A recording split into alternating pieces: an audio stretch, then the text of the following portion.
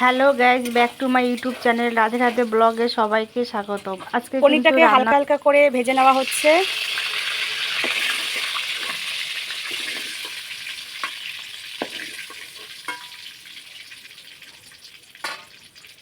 আর একটুখানি আছে, সেইগুলো আবার দেওয়া হচ্ছে, এখানে সব একসাথে দিলে কি জিনিসটা ভেঙে যাবে বলে।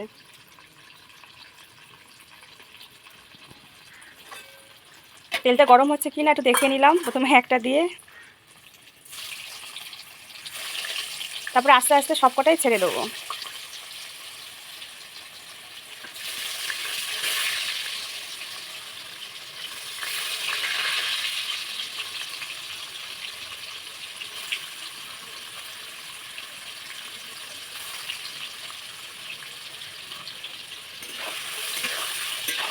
এটা কিন্তু হালকা হালকা নাড়াবো যাতে না পুড়ে যায় জিনিসটা।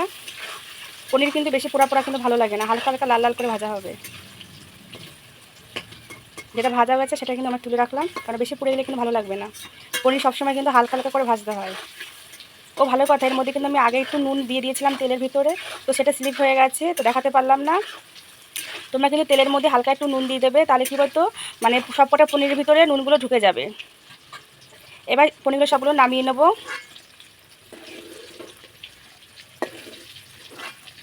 এটা কি বলো তো, গুলের চালে রান্না হচ্ছে তো, যার জন্য বেশি তাপটা।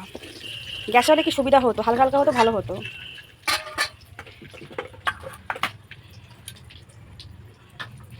এরপরে কিন্তু এটাকে আবার জল দিয়ে, কাঁচা জল দিয়ে কিন্তু পনিরটাকে ভিজিয়ে রাখবো।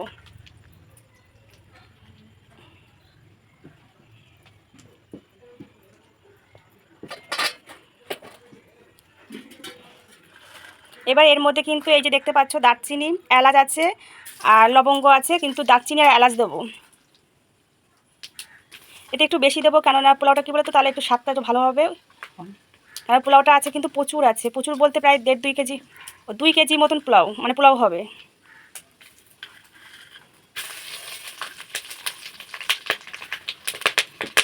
কি বাবা ফাটছে কিরকম। ও এর মধ্যে কি এর মধ্যে ক্যাপসিকাম দেবো আর গাজর দেবো।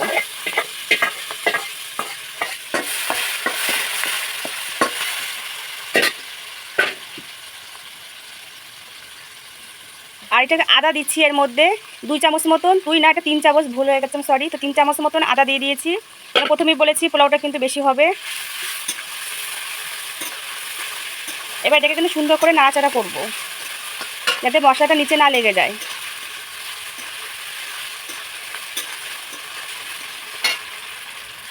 এবার এর মধ্যে কিন্তু যে ভিজিয়ে রাখার কাজু কিশমিশ সব একসাথে দিয়ে দেবো। একটু বেশি পরিমাণ মতনই দিয়েছি, ছোট্ট একদম ছোট্ট বাটির 1 বাটির মতন দিয়েছি।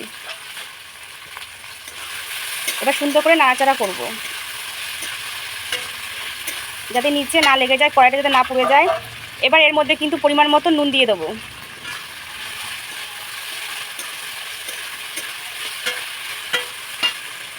এটা কিন্তু বেশি দিইনি, একদম সামান্য দিয়েছি, যাতে মশলার ভিতরে নুনটা ঢোকে। এরপরে কিন্তু হলুদের গুঁড়ো দিয়ে দেবো। এটা কিন্তু 1/2 চামচ মতন দিয়েছি, ছোটো যেটা বলে একদম ছোটো চামচের 1 চামচ, আর বড় চামচের 1/2 চামচ। এবার নামিয়ে নেব, একটা পাত্রে নামিয়ে নেব।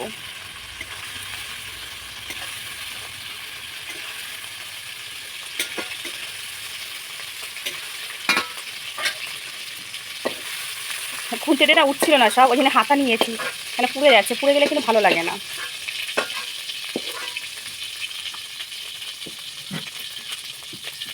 এবার এর মধ্যে সর্ষে তেল দিয়ে দেবো। প্রথমে কিন্তু আমরা সাদা তেল দিয়ে ভেজেছি, এবার কিন্তু সর্ষে তেল দিয়ে দেবো, একটু বেশি পরিমাণেই দেবো।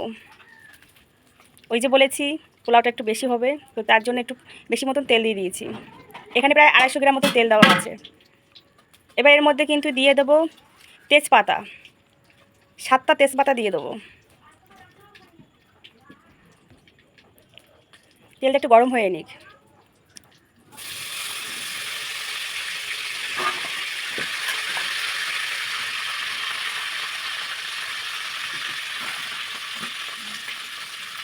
এবার কিন্তু এর মধ্যে দিয়ে দেবো এই যে দেখতে পাচ্ছ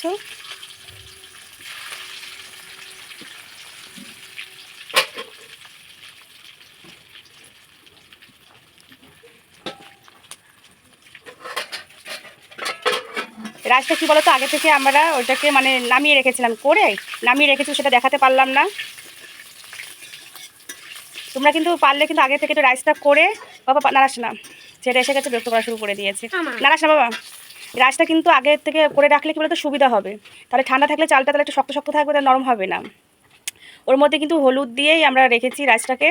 এবার সব রাইস দিয়ে দেবো এর মধ্যে, তাহলে কালারটা সুন্দর কালার আসবে।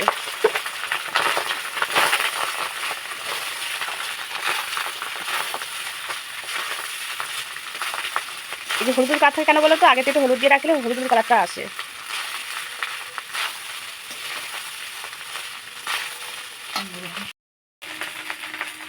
এবার সব রাইসগুলো একসাথে দিয়ে দিয়েছি। দেখো বন্ধুরা, সব না, এটা কিন্তু অর্ধেক হয়েছে, এটা সব না, এটা 1 কেজি মতন আছে, আবার 1 কেজি দেওয়া হবে। তো সব দিলে কি বলো তো, একসাথে তো সব করা যাবে না, কেন তাওয়াটা বেশি বড়ও না আবার বেশি ছোটও না। কী বলতো, লঙ্কার গুঁড়ো দিলে কি অতটা ভালো লাগে না, খেতেও অতটা ভালো লাগে না, কিন্তু হলুদ দিলে কি কালারটা সুন্দর আসে, খেতেও কিন্তু টেস্টটা আসে। এইভাবে কিন্তু নাড়াচাড়া করতে থাকবো যাতে নিচে না লেগে যায়, তাহলে কি বলতো পুড়ে যাবে। কিছু কাঁচা লঙ্কা কুচিয়ে রেখেছিলাম, তো সেগুলো দিয়ে দেবো, একটু ঝাল ঝাল আসবে। এরকম তোমরা কিন্তু পারলে একটু কুচিয়ে কিন্তু দেবে, টেস্টটা কিন্তু খুব আসে, হালকা হালকা একটু ঝাল ঝাল লাগবে, মুখে কিন্তু ভালো লাগে জিনিসটা। এইভাবে কিন্তু একভাবে নাড়তে থাকবো, নিচে যাতে না পুড়ে যায়।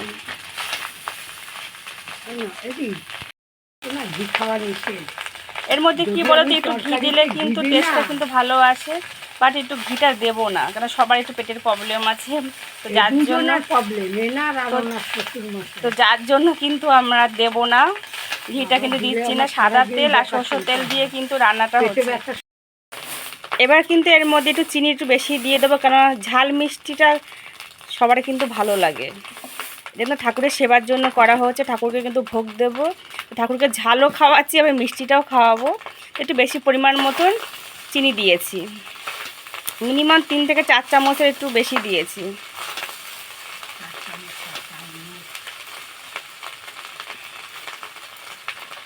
আমার মা বলছে কি 4 চামচ না, বলো 4 মুঠ না, 4 মুঠ না, 2 মুঠের মতন দিয়েছি। আর এই যে ভেজে রেখেছিলাম ওই যে ক্যাপসিকাম বলেছিলাম, আর সব মশলা দিয়ে তারপরে ক্যাপসিকাম সব কিছু দিয়ে ভেজে রেখেছি, তো ওটা একটু মিক্সড করবো এর ভিতরে, অল্প অল্প দিয়ে ভালো করে নাড়াচাড়া করব। দেখো এটা কিন্তু একভাবে নাড়তে হবে, না হলে কিন্তু নিচে লেগে যাবে, তো বাট একভাবে কিন্তু নাড়তে হবে, নিচে লাগলে কিন্তু পুড়ে যাবে।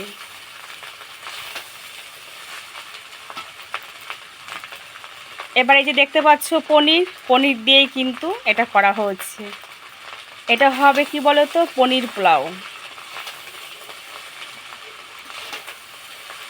আগেই তো বলেছিলাম পনিরটাকে কিন্তু ভেজে জলের মধ্যে রেখেছিলাম, কাঁচা জলের ভিতরে, তো তারপরে কিন্তু দিয়ে দিলাম পনিরটা।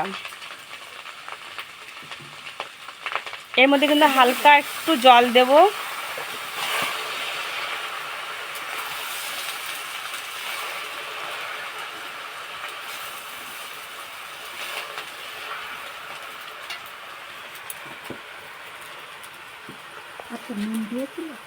অল্প দিয়েছিলাম নুন, তখন কিন্তু অল্প নুন দিয়েছিলাম, এখন কিন্তু একটু নুন দেব। এবার পরিমাণ মতো নুনটা দেব।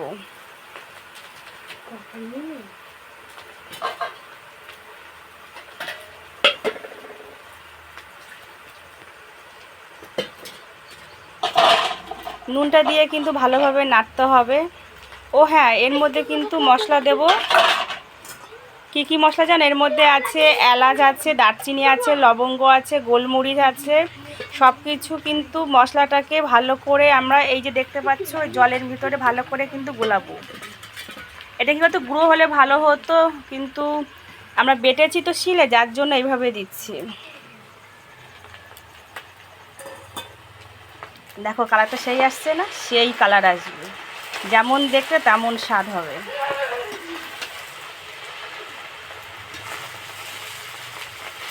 এটাকে কিন্তু ভালো করে আমরা নাড়াচাড়া করবো, কারণ এতগুলো মশলা আছে, সব কিছু আছে, তো সুন্দর করে কিন্তু নাড়াচাড়া করছি যাতে রাইসটা যাতে না ভেঙে যায়। আলতো আলতোভাবে কিন্তু নাড়তে হবে, বেশি জোর করে নাড়লে কিন্তু সব মানে রাইসের চালগুলো কিন্তু ভেঙে যাবে, তো সেই জন্য কী করতে হবে, আলতো আলতোভাবে নাড়াচাড়া করতে হবে।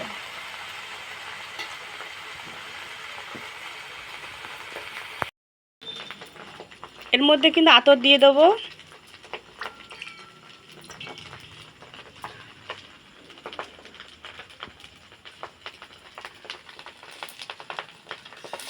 তোমরা কিন্তু পারলে এর মধ্যে কিন্তু একটু মাখন হোক একটু ঘি হোক দিবে, কারণ আমার তো প্রথমে বলেছে আমাদের একটু মানে পেটের প্রবলেম আছে, যার জন্য আমরা দিইনি। তো এখন নামানোর কিছুক্ষণ আগে কিন্তু আতর দিয়ে একটু নাড়াচাড়া করব। আতরটা কিন্তু এইভাবে ছিটিয়ে দেবো, বেশি কিন্তু দেবো না, বেশি আতরের গন্ধ কিন্তু ভালো লাগে না, ওই জন্য পরিমাণ মতন দেবো, মানে দিয়েছি।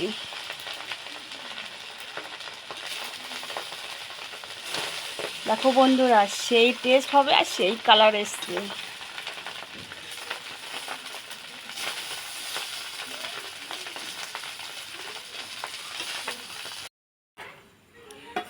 আমরা কিন্তু পোলাওটা কিন্তু এইভাবে একটা বাটির সাহায্যে কিন্তু এটাকে নামাবো, হাতা দিয়ে নামাবো না, কেন রাইসের চালটা কিন্তু ভেঙে যাওয়ার চান্স আছে বলে এইভাবে বাটি দিয়ে কিন্তু নামাবো।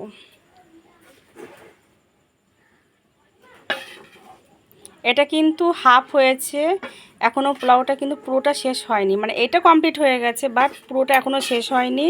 তো আমার এই ভিডিওটা কেমন লেগেছে অবশ্যই কিন্তু তোমাদেরকে কমেন্টের মাধ্যমে জানাতে হবে।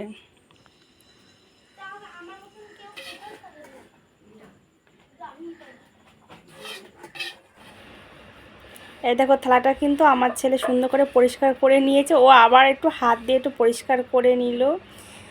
আর এই যে দেখতে পাচ্ছ আমার চুঙ্কু পাখি, এ কিন্তু এই ঠাকুরের ভোগের থালা সাজাবে বলে রেডি হয়ে বসে আছে। তো দেখতে থাকো ভিডিওটা। কালকে কি বলো তো বন্ধুরা, কালকে তো রাধা অষ্টমী গেছে, তো আজকে কিন্তু আমাদের ভোগ দেওয়া হচ্ছে, তো যার জন্য এতগুলো আইটেম আমরা করেছি।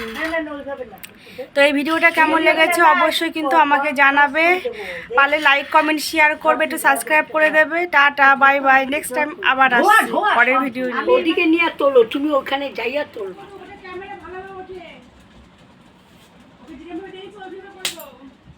রাধা কৃষ্ণ প্রভুনন্দ জয় জয় সাধু বিভূতি মহাপ্রসাদ জয় মহাপ্রসাদ জয় জয়।